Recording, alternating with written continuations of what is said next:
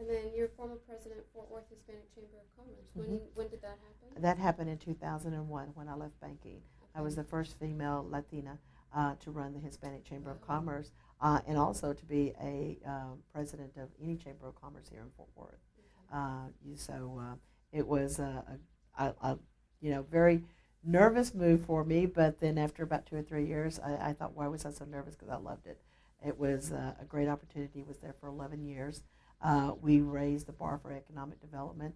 We created leadership course for the next generation so that we can place them on boards and commissions so that it wasn't the same usual suspects. But we also created programs for the business owners in bilingual programs so that we can help each business owner, whether it was the American-born Hispanic entrepreneur or the Mexican-American-born or the Mexican-born entrepreneur, because we needed them to understand how to do business here in the U.S.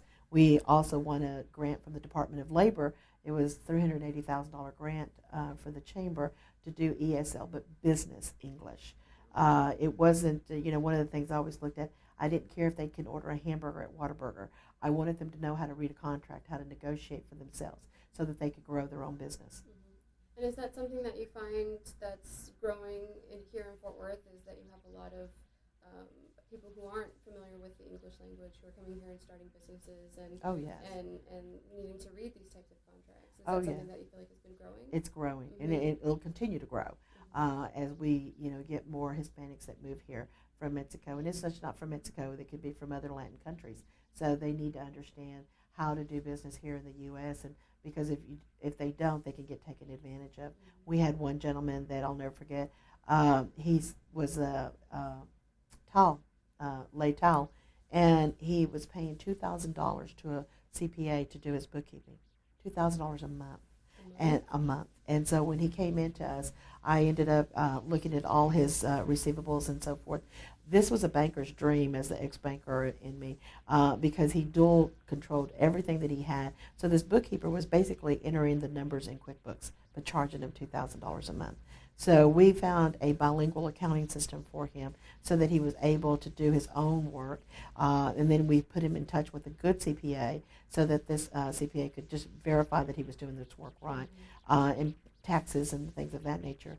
Eventually, the CPA told me, because all he's doing for him now is recording his taxes on a quarterly basis and helping him at year end. The gentleman now has grown his business to 80 individuals that lay towel, and he's got about 12 people in his office. So, those are the priceless moments that you're being able to help some of these businesses turn themselves around to be more successful. Can you give me another example? You mentioned the one, where he was paying so much money to do the I will tell you, a lot of them are now learning that they do need to learn English. We had a session with a group of individuals to learn how to work with the city of Fort Worth. And one gentleman in Spanish asked, do I have to learn English?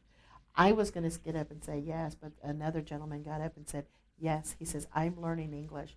He says, because when you fill out those contracts and those proposals in Spanish, there may not be somebody on the other side that can read or write that. And so you're taking a chance, and that contract or that proposal may be going in the trash. So he said that once that he started learning English, he was getting calls back. He was getting contract. He was getting work. He says, now I'm not growing overnight, to be $1 million business owner. But he says, in this past year he had made over $750,000 by learning some English. So I think that was a good testament to a lot of our businesses to understand that, good, better, and different work done here in Fort Worth or in Texas and the United States is all done in English. So you have to learn to do that. And are there classes that people are able to go to where they can learn English in a formal setting? Exactly. The Fort Worth Hispanic Chamber of Commerce is still putting on classes and works with the city of Fort Worth through their Business Assistance Center. Okay. And how long has that been going on? That's been going on since 2001. Okay. And so is that something that you implemented? Yeah, exactly. Because one of the things I learned when I first went to the chamber, because I'm coming from a banking background, in the banks we always did financial literacy, first-time homebuyer education classes bilingually.